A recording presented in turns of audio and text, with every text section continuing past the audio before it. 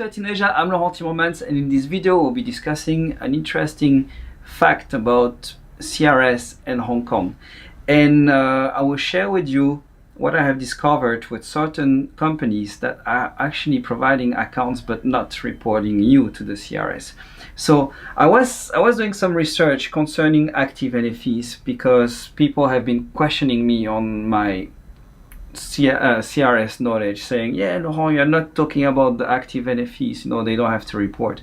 Now you will see in the next video I'm discussing about that. But during my research, I actually call my friends in different organizations. I send emails to HKMA, I send emails to the Hong Kong Inland Revenue Department.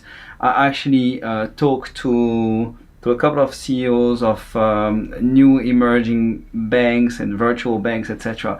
And one thing that I discovered is that MSO license holder are not reporting the accounts to the CRS. So what are those guys? Well, these are companies like Currency, for example, or Neat. You know, they are MSO licensed. They are not under HKMA-RD. They are under the custom department. And basically, what is the MSO? Is a money service operators. And under this account, basically under this license, they are for sure they have to comply with anti-money laundering rules, but they don't have to report the clients to the CRS. This is what I have been told from their compliance department.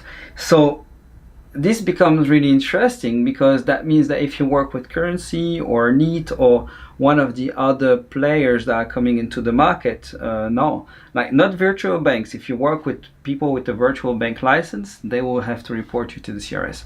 But if you work with these MSO license holder companies, then you won't be reported to the CRS. Now, one interesting fact as well is that I was actually thinking, okay, they don't report you, but they should, the bank with whom they are working should report you. But apparently they're not doing it neither, because the bank, like let's say Currency works with DBS, DBS will consider that the account belongs to Currency. The segregated account within are actually not clients of DBS in a way. So that's what I realized. And then basically they will not, DBS will not report the clients of Currency, for example. So this is an interesting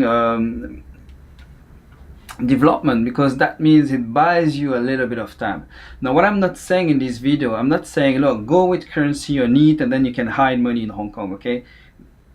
So if you work with those guys, what's happening is that it's buying you a little bit of time. That's what I want to say here. It's not, I'm not telling you go and do shady things and hide your money in these kind of companies and use them instead of the bank so that you can hide and nobody will know where you are. That's not what I'm saying. What I'm saying is that if you're working with them and you don't have yet a permanent establishment somewhere, or you don't have the right substance in Hong Kong yet, or in another jurisdictions that make sense to you, these companies are actually buying you a little bit of time, because I'm pretty sure the OECD will close all these loopholes. But at the moment, this is one that is open and that is currently working.